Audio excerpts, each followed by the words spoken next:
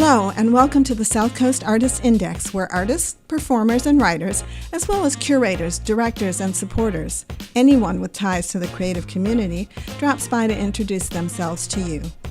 We'll talk about their beginnings, their vision, their passion, and so much more. The South Coast Artist Index podcast is brought to you in part by Heavenly Spirits, who invites you to celebrate the art of life and creative communities everywhere. Learn more at heavenlyspirits.com. Hi, it's Ron Fortier with another episode of the South Coast Artist Index. And I've been trying to get this person on forever. And he's my neighbor. And he's going to explain that to you why it's taken this long. But without further ado, I'm going to have him introduce himself and spell his name. And we'll get this thing rolling as we should have 3, 4, 5 years ago. Anyway. Chris Duval, Chris Duval. I live in Fairhaven. I've run Circa Vintage Wear for coming up on 40 years in April. It's been just an incredible journey for me, and I guess everybody says that, but I'm just I have so much gratitude that I'm doing something I love all this time. I have a massive creative outlet pretty much on an hourly basis with my store. We work on so many fun projects, and when I started it, I never would have imagined that I would be in this situation. It's really in a sweet spot right now. Did you have a business plan? Absolutely not. No, the most successful businesses never have a business plan. I just knew I loved it. I think, now I could be wrong, but the first time I heard of you was 40 years ago, and you were in the Masonic Building in Fairhaven, correct? Yes. Okay, so that was your first location. No, that was the second. That was the second. Prior okay. to that, I was in the building that houses it was the American Legion. Oh, okay. And there was Wame restaurant was across the street. I was on the little corner spot. Right. That's where we started. It was 86 to 89. Right. Then the why I wound up in the Masonic Building, I was renting space in the basement to store stuff because I was bursting at the seams where I was. It was a very small space. And the health food store that was on the first floor, on the ground floor, was for sale. And my wife at the time was like, hey, why don't we buy it so we can get the space, And I was like, oh, all right. So long story short, we bought the thing, and I was 20 years in that spot. Mm-hmm. And it was wonderful to be in that part of that community, and I lived in the towns, and I just had so many good memories there. It is the center of town, and you've seen a lot of things come and go as well. Oh yeah, I mean, everyone thought I was going to go fast, but people used to come in and like, people wear this stuff, like, what are you doing? What is this? Was it the hippie thing that really got you started off? I mean, because it was. I don't want to use it because everybody uses this term, but it was more the punk thing. I mean, it was more the punk. Oh, I hated everything, and it was like sort of an act of rebellion to do this creative endeavor. And I had this my girlfriend at the time, who was, she was gorgeous and madly in love with me, and anything I wanted to do, she was on board. And we made a New Year's resolution, 85 going into 86 on New Year's Eve. She said, why don't we make a New Year's resolution? And I thought, yeah. She said, we should open a business together. And I said, let's do a vintage store. I said, we'll name it Circa. And it was that, just like that. And we came back from the trip. The next day, she's like, hey, we're going to find a space. I said, for what? She goes, our vintage store. I'm like, yeah. So we found this little $150 a month, because it was 86. Yeah. And we opened April 15th of that year. And we were married, divorced eventually, and I just kept it going. And I don't know, it was just always just so fulfilling for me on so many levels, the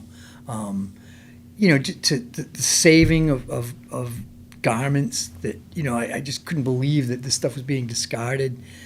And then the art of, portraying it in a way that made it interesting to people. Mm-hmm. And then the community that built around it. It just,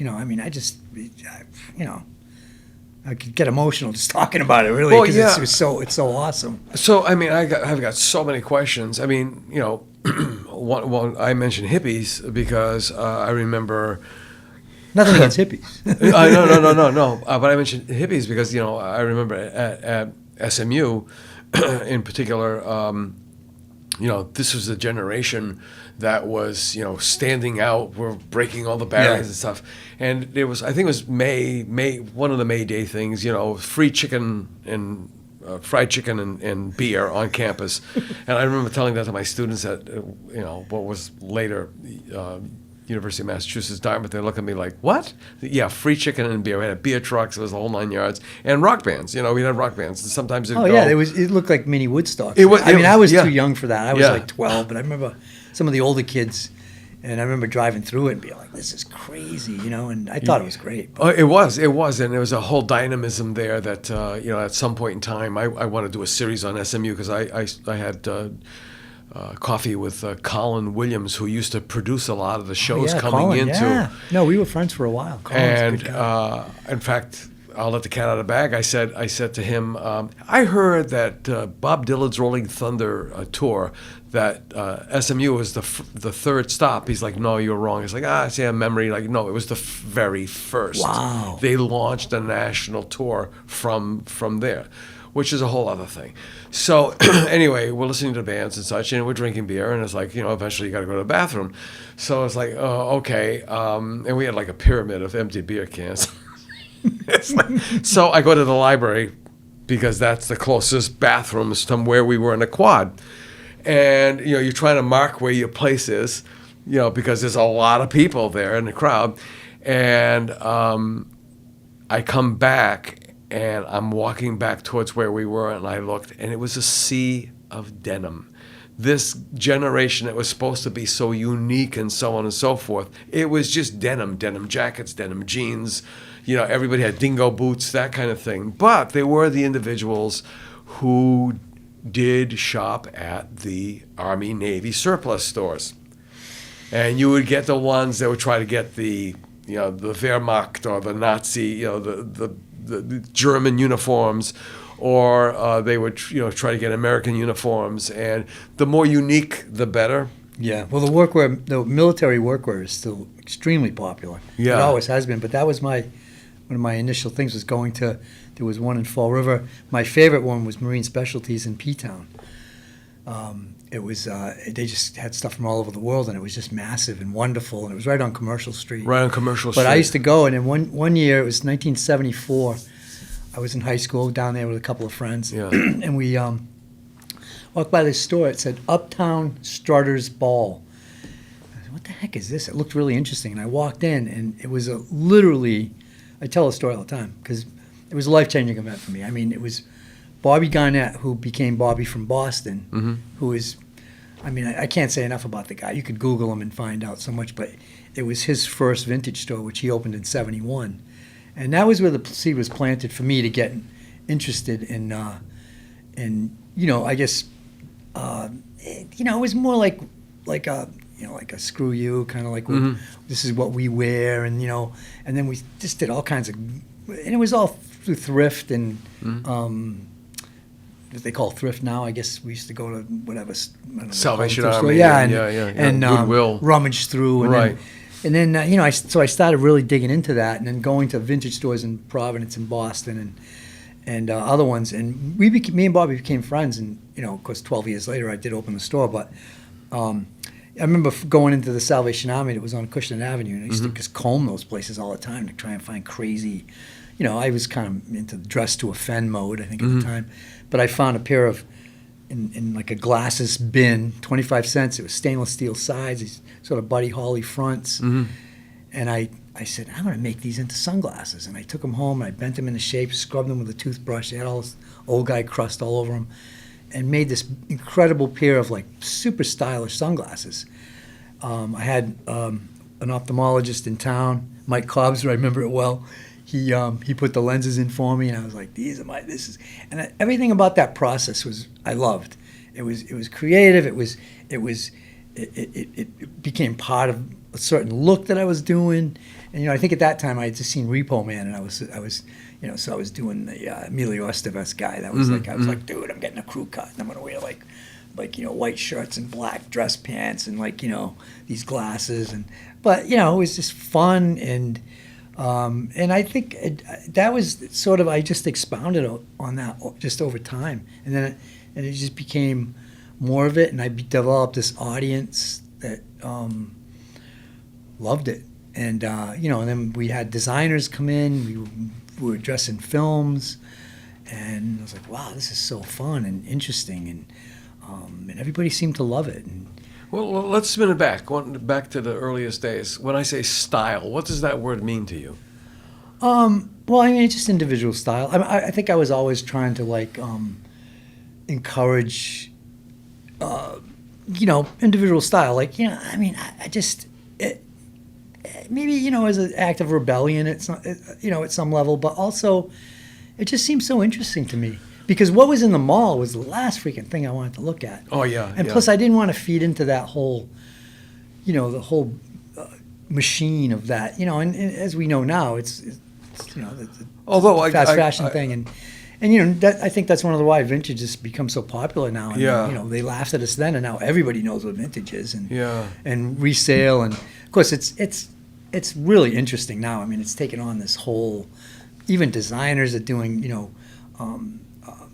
sort of restyling of vintage garments and using vintage fabrics, and it's awesome. It's awesome. And the kids, I mean, I just feed off the kids' energy. They come in and they're just so excited about about not buying new, and I'm not saying buying new is a horrible thing. I mean, we got to buy underwear and socks.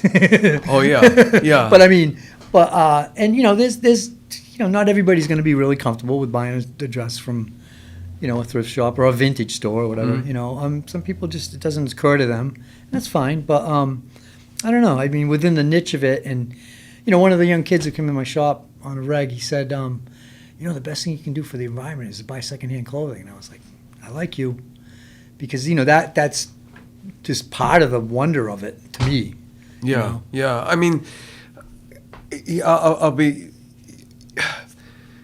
I'm trying to. The Gary Moore show. What's my line? Yeah. Okay. If you had gone on What's My, nobody would have guessed. I mean, because you don't fit any of the stereotypes. It's just like. For you, it was a personal journey that you wanted to make a statement, and there are a few people who. Well, if you go to Providence, there's a whole culture there because the Italians. Yeah. About making statements and looking good and so on and so forth. But there's so many things, my gosh, since you started in business 40 years ago, there's been so many things, like an ebb and flow of things going on. One of them being, people don't dress up anymore. That's a generalization. Yep. Okay. You can always tell Americans in Europe because, the Europeans look at them going, ugh. Right? I don't know, my crowd does. And then there's... I don't say my crowd, but the people who... A lot of the kids that I associate with them, because I mean, they might dress up in a different way than what our parents did, but they are very dialed into a lot of aspects of how vintage and I'm using that term a lot, but how period things fit into, and how I was never like, oh, I'm just going to dress in from 1952, and I don't begrudge anybody that does that. I think some of the kids, I had a girl work for me one time. She used to dress 30s, and boy, I'll tell you, she came to work, and every single detail. She had the hairdo. You swear she just stepped out of a film, right? It was absolutely amazing. And people would come in and they would just, their jaw would be hanging down, and I thought it was just fascinating. And that's just one aspect of it. I mean, then my thing was more to mix, whatever. I might be wearing 40s. Hollywood waist pleated slacks and a 60s gabardine shirt or a 40s gabardine shirt or a 70s fringe jacket, whatever. I mean, if it works, it works, and that was my whole vibe, was to push the envelope and constantly. And that's what I love about what I'm doing at this stage of the game is I have this massive space, and I continually try and push the envelope with looks. And I have so much stuff to pull from now. I have massive quantities of stuff that I've collected from all eras. And so it's so exciting to create something, and then the reaction I get. And, to influence kids, I mean, I just think it's wonderful. People come in and say, I had a kid from Pratt coming in, he said, I just get so inspired every time I come here, and I wanted to cry. I was like, that's so what I want it to be about now. Well, we've gone into that obsolescent, throwaway, disposable society. I think it's rebounding though a bit. Well, yeah, because there's this. I remember when recycling first became a thing, and they had those the bins. Ecology movement. Yeah, that was they call it. Yeah, Nobody knows what that word anymore. It's kind of funny. Yeah, and I remember, back in high school with Rachel Carson and Silent Spring, and people were becoming more aware of these kind of things, but. Whatever is occurring now or impacting now, it didn't just pop up out of the blue last night. It's taken years, decades to move on. And one of those things has been with the price of college education going up and up and up and up. I mean, ridiculously. Yeah, I've said it many times here. Yeah. $2,400 for all 4 years of SMU. Okay, right, I know. I was there at the same time. Yeah, right. And now you've got kids who have this debt. They'll never be able to afford a new car, a home, go on vacations. And so it's almost like that Yankee thrift thing of make do or do without. So there's a whole bunch of all these cultural kind of things all swirled in together. Well, that's just one of the benefits of it. Right. It's definitely feasible I mean, but it's time consuming. And if you're not somewhat passionate about individual style or recycling or whatever it may be. Or the finer things, because the point with the recycle bins was I because I taught marketing as well, and I started seeing, I knew these young families were living in these houses and such, and tenements, and I would see the bins, and I would see these higher end micro brew beers. I'm going, what? It doesn't make any sense. You'd expect to see like the remnants of a 30 rack of Miller Lite or something. It just doesn't make any sense. And I start noticing other little weird things in their manner of dress and everything. And then it finally hit me. They figured out, okay, so you could spend X amount of dollars and get a lot of nothing, or you could spend the same amount of money and get a lot of substance, more flavor, classics. more, that kind of thing. Things that you could wear now and wear in 20 years, Yeah. And really quickly, I remember it was one of the things in the back of my head. My dad had passed, and I went into Lens Crafters, which I think was my first visit ever, and I wanted to get a pair of Ray-Ban sunglasses. And I walked in there, and this young woman walks up to me. Yes, sir, may I help you? Now, this was 20-something years ago. And I said, yes, she said, wait, is it okay? I'm going to make a guess why you're here.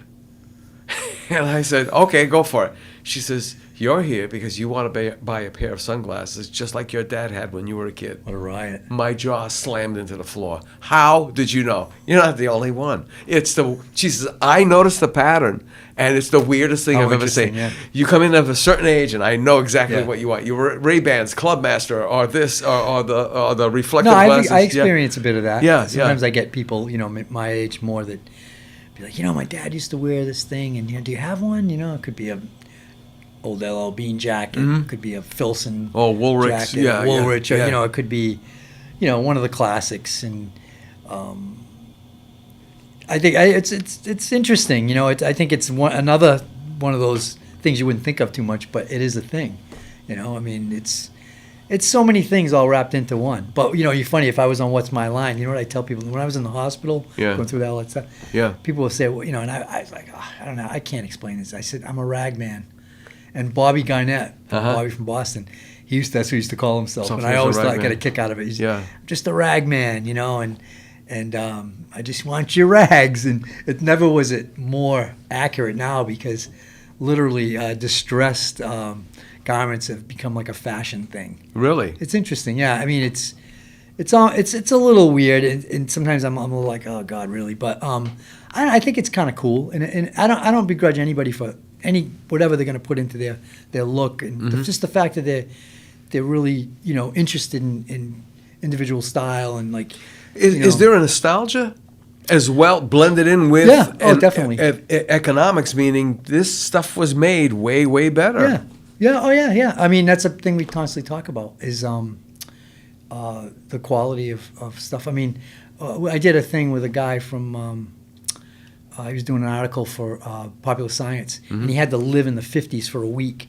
So he wanted to wear all the clothes, the shoes, and he wanted to wear a pea coat. And there was a big difference in the pea coat from World War II to the pea coat you go into Carter's and buy. The quality of the wool is just insanely different. And it's this Melton wool. The processes were very, it was tough. And to make that now, it's very expensive. I mean, they're doing And it you again. can feel the weight, too. The weight, they're like bulletproof, and they Right. don't pill. They just, it's gorgeous stuff. Yeah. It's Melton wool, and it's just like amazing. And he kind of did a deep dive into that, and then he used an old ring phone, and I had shoes from 1951 or something, so he wore those the whole week. Yeah. It was interesting, but I mean, I think that quality is definitely like a huge part of why I like it a lot. I mean, Yeah. I mean, as you know, I'm thinking of plaid. Yeah, plaid. Plaid from the 50s for some weird reason. Yeah. The patterns were incredible. The fabric Yeah, was... color combinations. Yeah. Yeah. I think of plaid more like later, but no, I mean, I always like gabardine suits and 40s and just none of that like anymore. the pleated fronts. Yeah. Yeah. I mean, oh, yeah. And The theater ticket, the pockets, and all the little little Yep. hidden things in there. oh yeah, I mean, well, the crazy things like remember the collapsible top hats? And Right, things, like, right. What the hell did they have those for? Yeah. Well, they used to collapse them and put them under the seat. They had a Yeah. little sleeve under the seat. Yeah, And the pockets and the tails on tailcoats. No one ever knows those. I'm like, those they used pockets. to slide them in. Yeah, Way yeah, down in the yeah, tails, there was yeah, a pocket. They could yeah. put their flask or whatever, I mean, And it was a, and right now as you're speaking, and we are speaking, there's so many things like flying through my head of well, number one, you and I don't fit the. If we went to Europe, and it's also always a touchy subject. If we went to Europe, they wouldn't guess that we were Americans because we don't fit the weight profile. Okay. well, I will say that one thing. I know what you're getting to. Yeah. People were smaller, Right. and it had a lot of reasons. It was almost like tailored clothes, even though you're buying them off the rack. Well, I mean, there was more interest and effort made in tailoring and stuff. That's Yeah, one thing. yeah. But the other thing is, when they started mass producing food, I mean, the hormones, the antibiotics, everything they did to the meat, and Ultra processed, yeah. I mean, the biggest. I remember there was a kid with size 12 feet when I was in grammar school, and that was like the most amazing thing ever. Wow. Like this kid, look at the size of his feet, I mean, Robots. everybody was smaller. I mean, it was. My father was 5'5". He played football. I mean, he would, God, I mean, it's, but. So clothes then are so much more than clothes. I mean, they're art, they're Not to culture. everyone. Well, no, not to everyone. Yeah. Obviously, right? They're art, they're culture. They're reflective of economics, status. So many things, and even I'm looking back on in my mind's eye of family photographs from the 50s and 60s. I mean, I had what I refer to as an Elvis jacket, which was a jacket that was like a light blue body and had dark blue sleeves. Yeah. That was like the thing that came out. And then my dad had these incredible shirts that. The prints were the prints were just unbelievable. And I don't know if it was silk or if it was rayon, which was the new wonder fabric. Yeah, the rayon shirts, that's become a huge thing in the vintage world. Well, it's been for a while, but Right. And then work clothes. The other thing, like you say, in status, but work clothes are like a huge thing now for fashion, which is, I mean, I get it. I mean, this jacket I'm wearing, this is a French moleskin work jacket. Yeah. From probably the 40s. And in Portugal, people still dress to the occupation. Wow. Which is so interesting. The butcher looks like a butcher. The baker looks like a baker. And it's kind of bizarre, people think, but And even the workman's clothes, like I guess they call them jumpsuits at one time. Yeah. Or coveralls. Yeah, coveralls. Yeah, coveralls. Jumpsuits, yeah. Some of those things were like, you're looking at those things going, that's kind of, and people did wear ties with the coveralls. Yeah, I can remember going into, I think it was Massey's machine shop over on Cogswell Street. I remember Massey's. Yeah, and I went there. I was racing bikes at the time, and I had a set of bearings I needed to have machined, like. Yeah. And I walked in there, and somebody had told me about it. In fact, Rory Nugent, I don't know if you remember that. That name's ringing a bell. Yeah. He had told me about this place. He said, you got to go in there. And I walked in, and I just couldn't believe the visual. And there was a guy standing there with a jumpsuit and a tie, an old timer with a fedora, right, pair of glasses like the ones I'm wearing. Right. And he turned and he said, "Can I help you?" And I was wow. I wish I had videoed it. It was so interesting.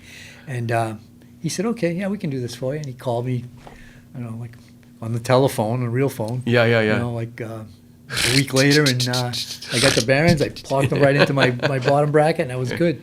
Yeah. Yeah. It again, the butchers, everybody had, even my dad, working at the Berkshire Hathaway. My dad was a pharmacist. He had a smock. He wore to work. Yeah. Pharmacist smock. Wearing the, I guess people will call them Dickies, the green pants and the green shirt, or the khaki pants and the khaki shirt, or the blue pants and the, People were in a completely different context now. Yeah.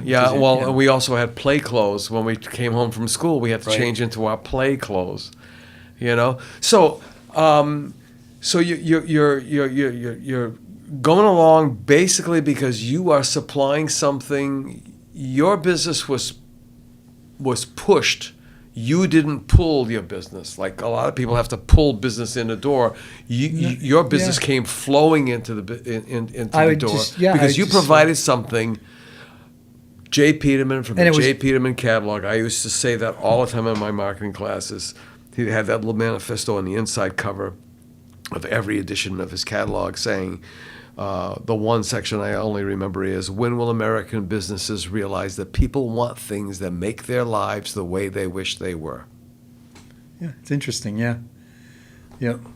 I mean, we thought at one time, I had thought, I don't know, of doing a concept shop in Fairhaven.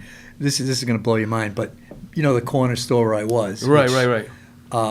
We were going to there was like big sills, like maybe 18 inches wide, and floor-to-ceiling windows. And what I wanted to do was put chicken wire all the way up to the top of the windows and then fill it with junk. So that when you looked from the outside, it looked like it was literally filled to the brim with just junk. It could be TVs, it could be tennis rackets and drawers, like anything. Right. And then curtains on the doors, and when you open it up, it was like this mint vintage store, and every garment had not only remember how Peterman used to do this description, right, but not only description, but like a history of the garment. Yeah. Even commenting on stains that were on the garment, things like that. Yeah. I just thought, what an interesting concept. I mean, it was probably just like a stoner fantasy. And then we were going to have a flashing sign on the window. We'd call it Peep World.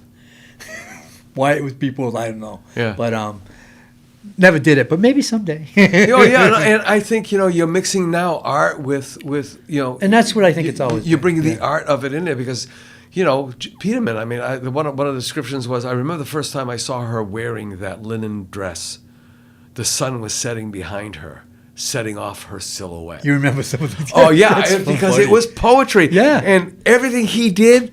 They told, because he went to these consultants, they told him exactly what not to do, and he's like, it's exactly what he did. Isn't that something, huh? Yeah. But now, when did Hollywood come knocking on at your door? Was it just like a fluke, or? No, we worked on a.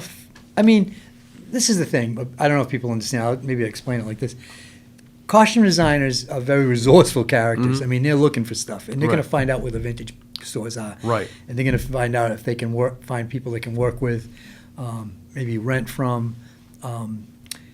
If this particular one buys good stuff, buys interesting stuff, has good taste, whatever. I mean, every vintage store has their own vibe. I mean, There's like 3 or 4 in New Bedford right now. Everyone's doing their own thing, and I love all of them. They're all very interesting, you know. And then you got people like Claudia who's unbelievable. You got to get her. Claudia, She's actually, Claudia's going to be doing she's going to be our podcast host for she's a force. Lost Artists of Fairhaven. Yeah, wonderful. She's a force. But anyway, was I got sidetracked? But what was I talking about? I was talking about the history of right. Yeah. So anyway. You know, the fashion designers come in because one of my questions is, do they come in? I'm talking about the fashion the costume designers. They come in looking for specific vintage look. Yeah, I remember one because I always wondered, do they come in, buy it from you, and tear it apart so that they could rebuild it? You know what I'm saying? I'll talk a little bit more about that one, but I think it was a Philip Seymour Hoffman movie, and this guy, I think his name was Christopher, what the heck was his last name? Came in, it was being shot in the Boston area. He needed some stuff, heard about my stuff, came in and bought a bunch of stuff. I can't remember the name of the film now.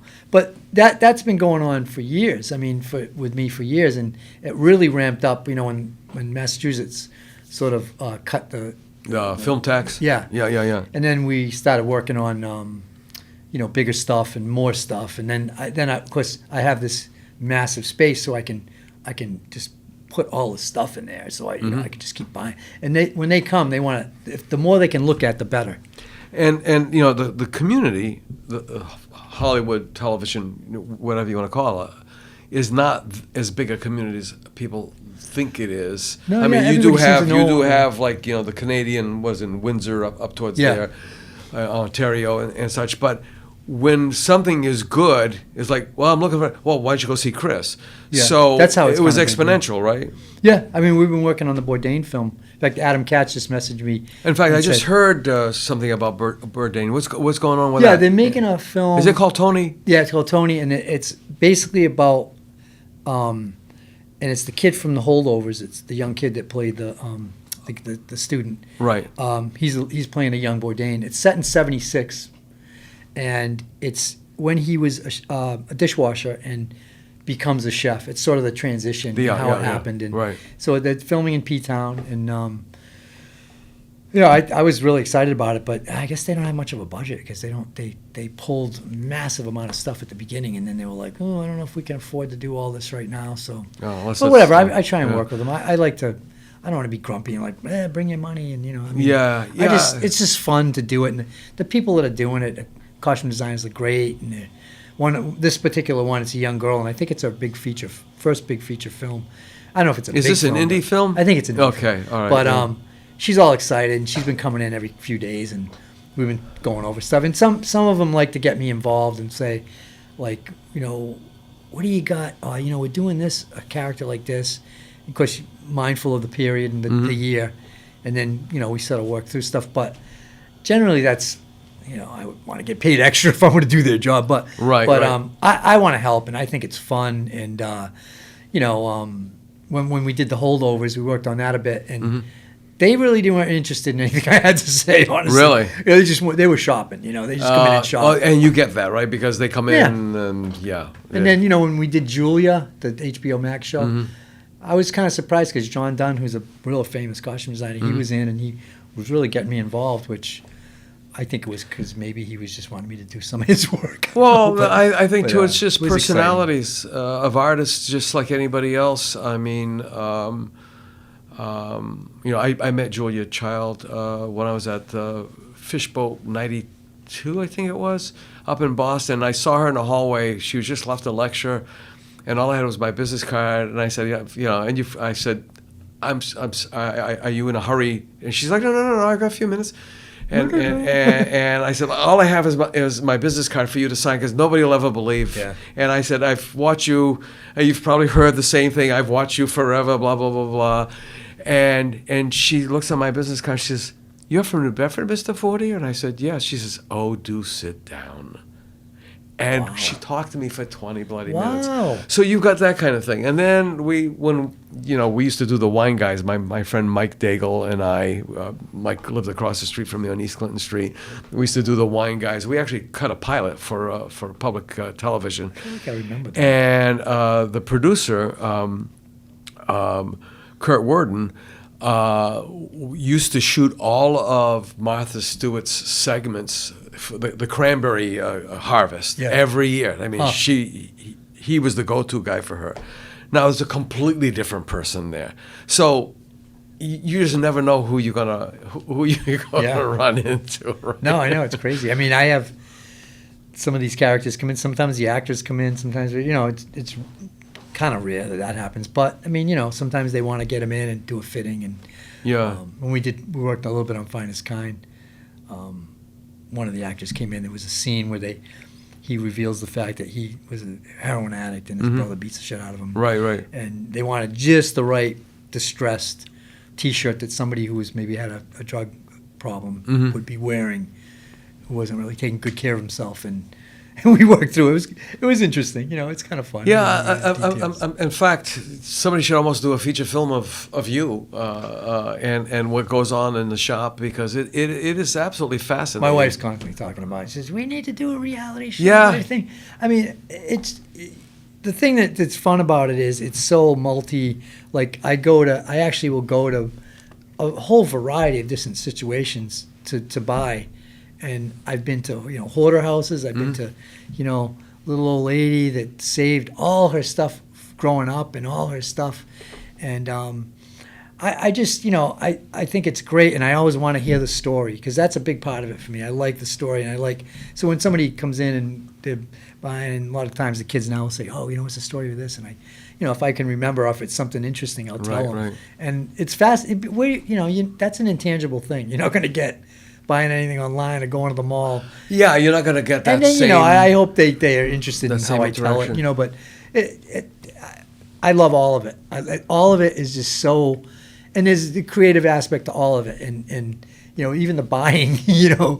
I mean, you got to get that gut feeling, like, oh yeah, this is going to go. Or and sometimes, oh my God, I can't be too excited because they're going to ask me for a lot of money. People always joke about that, but I don't know. You're going to go deadpan in there. Yeah, I'll take some. Well, a friend of mine used to do that. He said, don't look too excited. But I can't help it. If I look, I'm like, oh my God, this is amazing. He's jumping up and down. And then, I pay him when I'm going to pay him, either way. And I always want to be fair. And I think it's always great, even if you're buying from like a thrift thing that the money's going to some charity, which is great. Or and you always give them a little bit extra off. It's a little old lady that's kind of needs the money, and she saved all this amazing stuff, took great care of it, in a seated trunk or whatever. Yeah, hats inside of the hat boxes. Yeah, and they're like the day they were bought. And then I'm like, okay, how am I going to do with this? How am I going to display it? And so that's part of the whole thing. And then I got kids working for me. It is an art. Super creative, and we collaborate on different stuff. We just did a big Rock Hudson thing. This kid that works for me is an amazing artist. He's very Devin Kelly is his name. He's just so talented and just and he sews amazingly. So I got him in the shop, and then we worked through display things sometimes. And we had thought about making this big sort of cutout of a person or something. And sometimes we zeroed in on Rock Hudson, and I thought that's going to be a really interesting conversation, because deep in the closet, his whole career. Right, yeah. And it's Pride Month coming up, Yeah, and it's, maybe some of the kids should know about this. Yeah. It's kind of an interesting story, about history and about, Right. And then, just every day's a different thing that's thrown at me, and every day's, like I'm in about another half hour or so, I'm going to meet some people from RISD in my shop, and it's all these like amazing kids, and it just they're so cool. They're way cooler than me. And I mean, sometimes I'm just like, wow, how am I in the middle of all this? But it's just fun, and it's just like the reaction I get.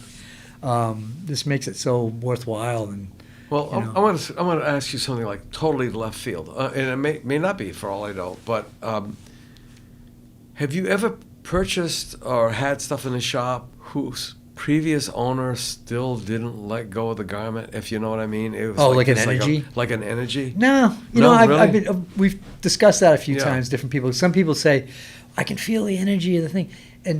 But I've always, I don't know, maybe it's just my optimistic, edge to it.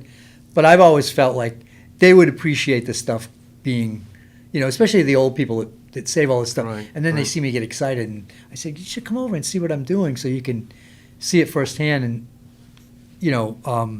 And when they do, they're like, oh man, this is really fantastic. You know, I remember buying there was a woman, Roberta Sawyer. She worked at New Bedford High, but her dad worked for Colonel Green. Mm-hmm. And I guess there was a bunch of stuff from the estate that got left there, and she brought a bunch of it to me. And one of the pieces, it's an interesting story. People will like this. It was a little fur cape that I said, man, this could have been Hetty Green's. And Edie Nichols was doing the Hetty Green impersonation. Yeah. And she had such a good soul, and she was so I gave it to her. I said, you know, this could have been Hetty Green's. So long story short, somehow the Smithsonian got interested in it, did a DNA test, and sure enough, it's Hetty Green's cape, and it's in the Smithsonian. Get out of here. But really? we thought that was great. And then the other thing I got, and I still have, was there was an eyeglass case.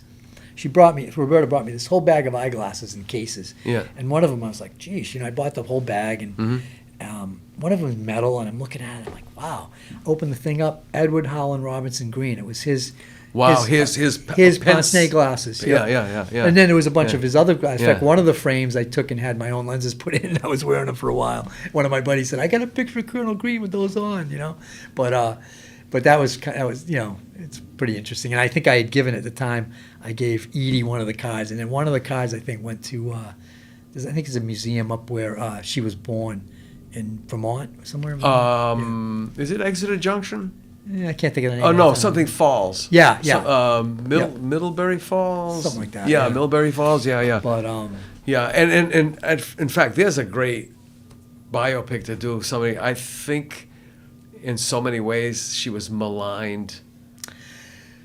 You know, they focused on the crazy. Yeah.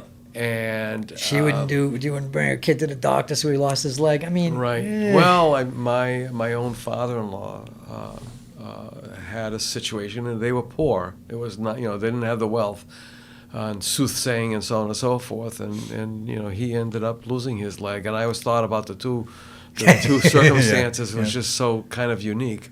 And you know, there's more to that story.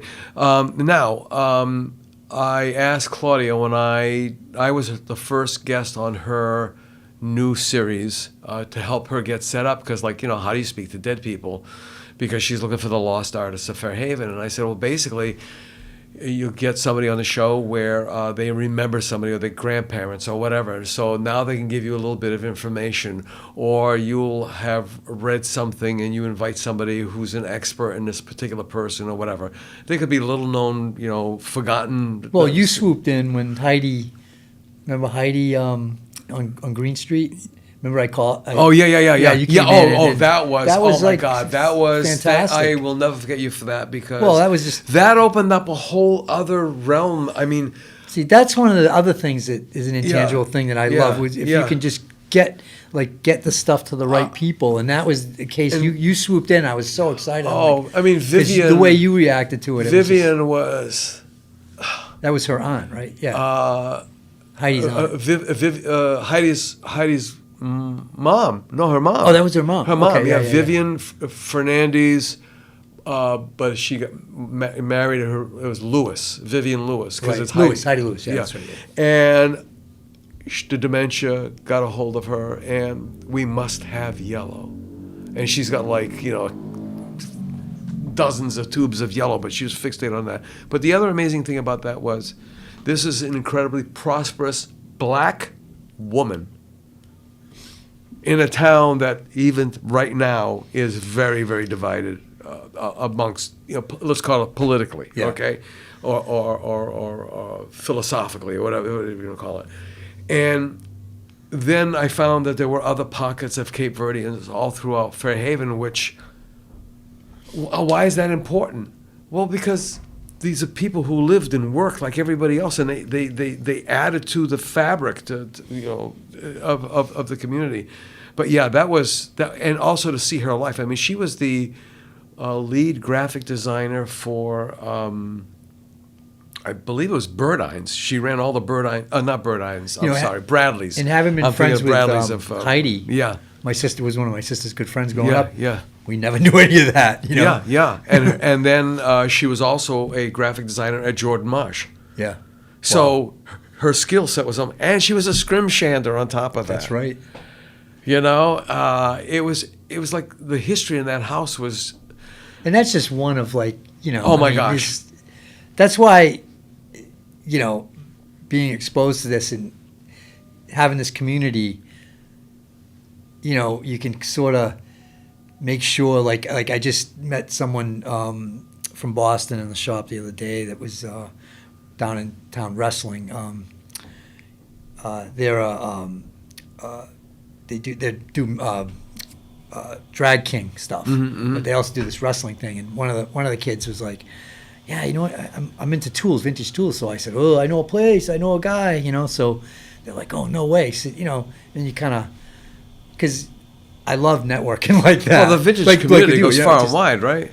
Yeah. Oh, yeah. Well, I've got a few kids that I'm sort of mentoring right now that are in the biz, and I was just talking with Eric Johnson's one of them. Well, Eric Johnson's, he's a living legend. I mean, dumpster diver. Well, I mean, extraordinary. Beyond that, he's just.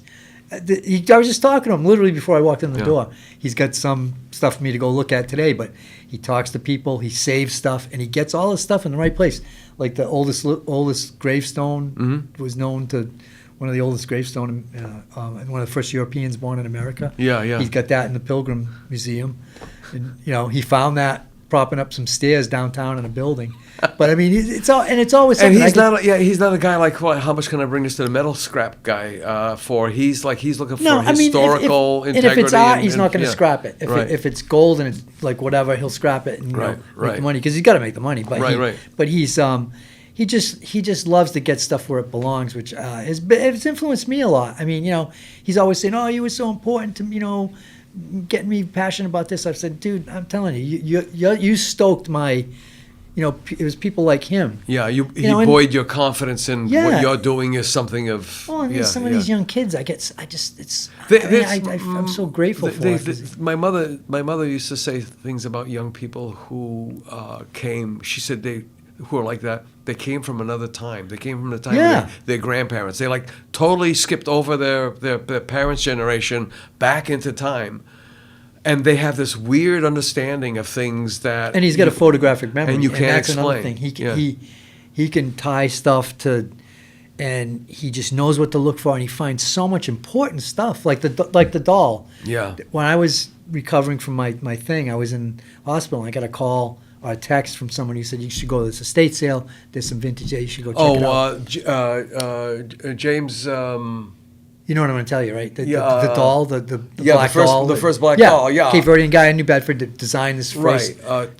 Wasn't Twombly? James not Coakley. No, he was a sculptor. But we had been talking, not we, but Eric Johnson, Carl Simmons, we've been talking about this doll, finding this doll, because, obviously Carl Simmons is always trying to, speak for the people in history that weren't spoken for. And this was like an important thing. Eric, so I call it from my hospital bed. I call Eric and I'm like, "Dude, I can't go to this, but you should go."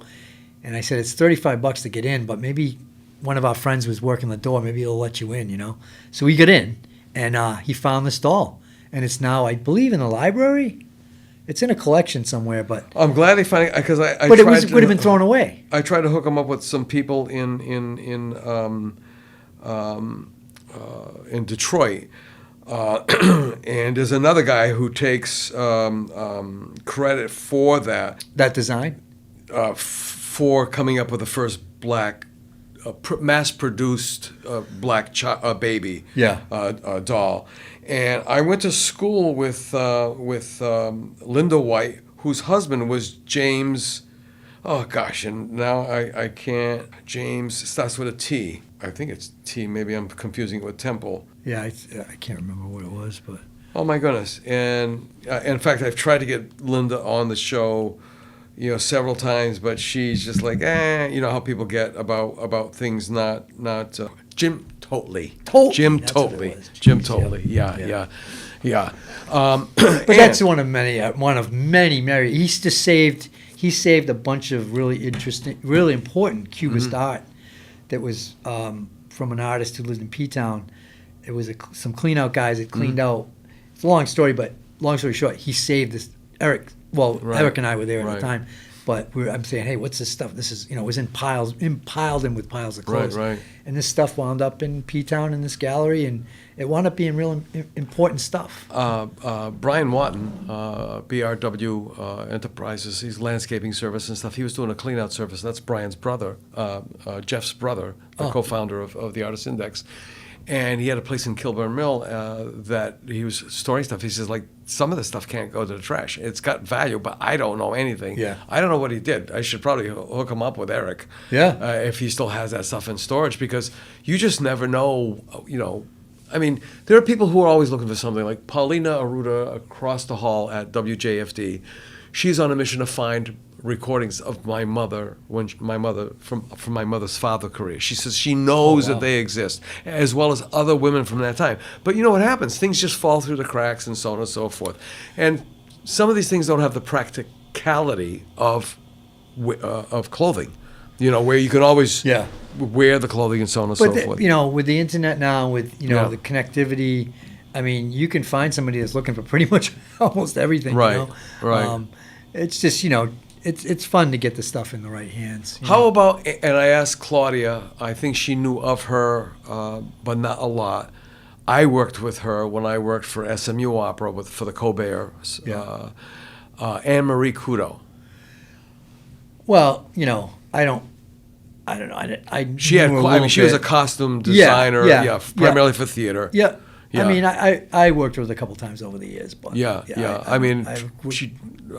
lost track with her. I've been trying to sort of reach out to one of her friends to see if she wants to sell any of her stuff, because I think she might still have a lot of stuff that's just sitting in a storage. I think maybe on her property. Yeah. But she's had some ups and downs, health issue. I don't know. I'm not sure she's working. In fact, she probably already had a hoard by the time you started. Because, of definitely. Course, for costume rentals, Yeah.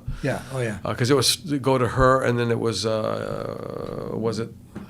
Stewart. Stewart was for all the other theatrical things. Oh really? Yeah. Curtains and. I never thought about theatrical when I started. Yeah, it was just strictly for wearing. It was a fashion thing, and it was a recycled thing, and it was, like I said, more of an act of rebellion, sort of in a way. It's like, screw you, this is what, and, miraculously it worked. Yeah. Well, this is, I'm so happy that, I can't believe how much time how fast time has gone by. It's just like, just too many things. And there's so many different facets of this business, this craft, this. I could. There's a lot to talk about. I can tell you. I mean, you obviously have like tons of war stories that people want to hear. Oh, and that movie, and that movie. Yeah, I mean, people want to hear about that. Yeah, I mean, it's fun. I have this idealized idea of how I now like everything to work. I love it when somebody comes in, is just find something that they love, and it becomes their thing that they wear all the time. Yeah. And we wholesale stuff sometimes. In fact, I'm starting to not want designers in anymore. I mean, they can come in and buy stuff, but one time Converse was in, and they come in, and I knew one of the guys, and I said, what are you going to do with this? He said, we're just going to cut this edge of it out and then throw it away. And I was like, he goes, I shouldn't have told you that, huh? Yeah. Like, you shouldn't have told me that. Yeah, because it means something to you. It's not just a commodity. At this stage of the game, I'm like, God, really? And I sold it to him, and you after would I make said, a great Twilight Zone episode. Really, I'm serious. we could go all directions with that. Yeah. But I mean, I love it when I see people out and they get something on they bought from me, and they go, dude, this thing, I love it, and they go, no way, this made, this is like every time I wear it, I feel, but that's great, and maybe people think more about, giving stuff another life or whatever. And I use that phrase a lot because I think that some of the old timers like the fact that to think that, they spent all this energy and, to put everything away so perfect and put it away up in the attic and make sure it didn't get damaged. And then I come along and I'm going to buy it, and it's almost like maybe part of them, that goes. But if they feel like it's going to a good place, I feel like, well, it's all part of the interesting cycle of it all. And I don't know. I think it's so is this fun. If you were to live another 50, 60 years, would you notice your inventory going down? Because most of the stuff that was produced after a certain time, I mean, it has no shelf life, so to speak. I mean, like automobiles. I always wonder, how did restores, trying to restore anything from the 70s on for automobiles. I can remember when I was just buying like 30s, 40s, 50s, a little bit of 60s. Right. And I remember thinking, God, the well's going to run dry on this. But it moves up. Plus, there are people that collected stuff. Like I've been buying collections over the last 7 or 8 years or more, and doing deals with costume designers who have collections and studios that might have stuff. And we do a rental and say, oh, let's do a trade, I just did a thing with ART and up at Harvard. They were going to cull out a bunch of their stuff, and they wanted me to come up and take a look. And I bought a ton of stuff, and a lot of it was just amazing. But I have the room now, so I can, I got to get it when I can. So this stuff will supersede the stuff that's being that was manufactured even 30 years ago, because it was so well made. I mean, the other stuff is just all gone by the wayside, right? Yeah, after a certain point, a lot of stuff was mass produced, and then I think it got really bad, with the Shane stuff and all that. It's just like, Well, Huckapoo. Yeah, does that even ring a bell? Stuff. Yeah, I mean, I get Huckapoo stuff. At 70s. that was. I mean, my ex-wife worked. My ex-wife worked at the. She was in the design department. Did she do some of the graphic design? Sure, she was she did the jacquard stuff. Oh, okay. Which was like. Because I think of Huckapoo, I think mainly of the polyester shirts. Yeah, the polyester. Yeah, but some of the prints on them. Well, she worked for what everybody. Referred to as Fall River knit. It was actually Fred Rietz's knit, but everybody saw the FR and thought it was Fall River. But anyway, I mean, people working there like for 50 years or something crazy. But Huckapoo was like the thing, the crazy early thing to mid 70s. Yeah, I mean, I'm sure I have a lot of it in my store, but every once in a while I find a little stash of it, and there were a lot of interesting prints in the way they. It has a distinct kind of vibe. Yeah, it does. But I mean, that's one of a multitude of different things that I'm always looking for, and I mean, it could go on and on. So. Yeah. Well, we're gonna wrap this up because this went by. I mean, so fast I can't believe it. But don't go anywhere right now. If you had the ability to do just one more thing. You mean in terms of the business, or just in life? Whatever that one more thing would be. Oh, geez. Yeah. You got me there. I don't even know. I mean, I really enjoy what I'm doing. I think I maybe would like to make a little bit more time to travel, but I really, I kind of miss when I'm away from it. And I feel like I'm always working. Yeah. Like when we travel, like anytime I've traveled over the years, I was always like, any good thrift shops, any good vintage stores, and it's in your blood. Yeah, I guess, and it feeds my soul, I guess. I mean, it's kind of corny to say that, but in a way, I think I feel like it does. And I like I never thought I was a people person, but people say, geez, you're so good at, I'm like, well, I don't know. I just, and one day somebody said, boy, you're really into this, aren't you? And I said, I guess, yeah. You're inseparable from it. Yeah, and it's a rare thing. I mean, it's a rare thing for somebody to be as fulfilled by what they do as you have been. And you know what the medical thing I just went through. And honestly, coming through that, it enhanced my whole perspective on it. Mm-hmm. And I'll tell you, I'll close it out by telling you one of the best compliments I ever got. I'll never forget this.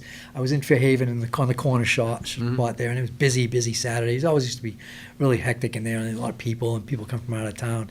And this guy walks in, this big biker dude, and he stands in the doorway and he looks, and he puts his arms out and he goes, "The passion." And I was waiting on somebody, but I saw him over the guy's shoulder, and I was like, whoa, that was kind of cool, And then it's funny, years later I saw him and I said, do you remember that? And he said, oh my God, I just felt it. And I just said it, And I said, it made me feel so good at the time, and I've never forgotten it. I thought, wow, this guy really tied into something that I was doing. And it's like, it just, and as I get older, I think how it is. We appreciate things differently. It's another place and time, which, you can't go back. But you can at least benefit from the products, or the emotions, or the vibes, or the style. I mean, it just goes on. Oh, the other thing I was going to mention Yeah. too. I was watching. I don't know. Do you follow, ever go on Instagram? You doing Instagram stuff? Yeah. There's a kid, Devin Rodriguez. He's an artist. that Oh paints people on yeah. the street. He just Fantastic. They look yeah. like setups, But Yeah, I think yeah. they're getting more setup-y Yeah, yeah. lately. But So- there's this one kid that he was painting. I think it was early on, and the kid was just dressed. Oh my God, it was like Right. that They look Japanese, from- but he wasn't from Japanese. Drag queens to kabuki. Yeah, to, he just you goes name it. all Yeah, over the yeah, map. Yeah. And you get this kid, and the kid was really, really like, what an outrageous outfit. Not really my taste, but I Right. appreciated it. And he always says, "What are your dreams and aspirations?" And the kid says, "To live in a constant state of creativity." And I was like, "That's it. That's it. That is it right there." And I felt like Be it hit Be me on. constantly. I mean, Don't it'd be be off. yeah. Yeah. It's like everything. Well, not everything you do, obviously, but and you have to be off a little bit. Right. But just to always have that excitement about creating and about Right. all of it. It's just to me, it's just like Oh, it one of was the best- really something. It was just some young kid, but it so resonated with me. It's true. And or the best things come to you when you're not looking for them. Right. When you're not even thinking of them, they just pop up. You see something and you'll bend down and go, "Oh, what's that?" And go, and then you're off on another adventure. Chris, thank you so much, folks.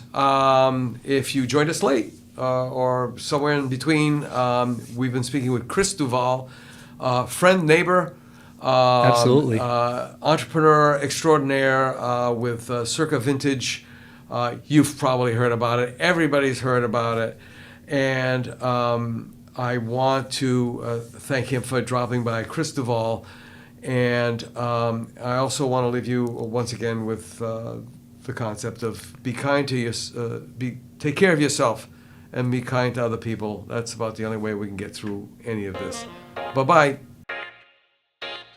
To learn more about the South Coast Artist Index, visit theartistindex.com. Find us on Facebook, Instagram, and YouTube. Be the artist you believe you are, and let's take care of each other out there.